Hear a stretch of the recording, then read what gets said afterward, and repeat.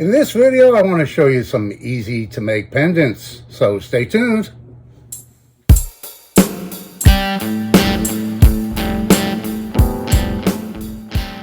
Hey everybody, and thanks for coming back for another video. In this one here, I want to show you some pendants I made. Maybe it'll inspire you to get out there and make some pendants of your own. They make great gifts. Sell them at your craft show, booth, whatever you want to do with them. I'm not going to go in detail on how to make these.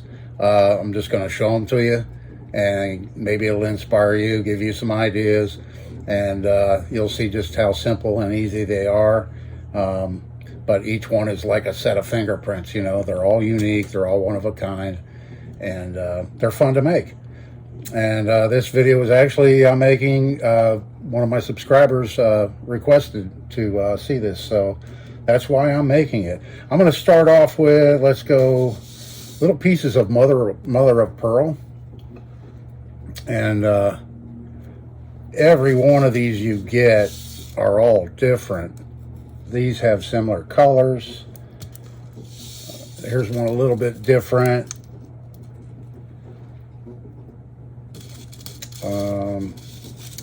Here's another style right here.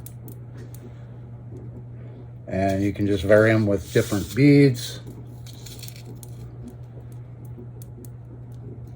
Like that. There's a few more here, but you get the idea.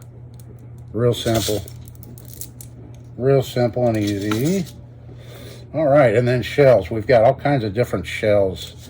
Basic, just here's a crown conch, king crown. I drilled a hole in it, put a big jump ring in. Boom, you have a little necklace, little pendant. Here's a cowrie shell, and I just made a copper wire basket for it. And let's see, I think there was another one. Yeah, that one's the same, I think. Like that. Yeah, and you can also use different colored wire on them. Gives them a totally different look. In this case, a green wire that I used to wrap it up with. Here's another type of shell. And this one here I used square wire.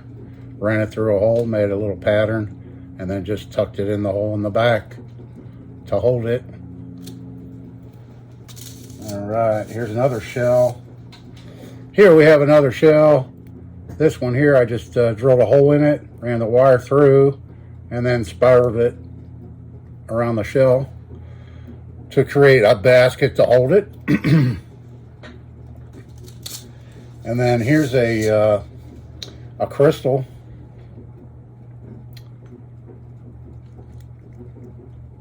Kind of the same technique there, like create a basket to hold it. I showed you that one.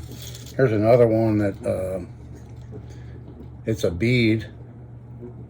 Wire comes out the bottom, and then just any kind of little pattern you want to come up with.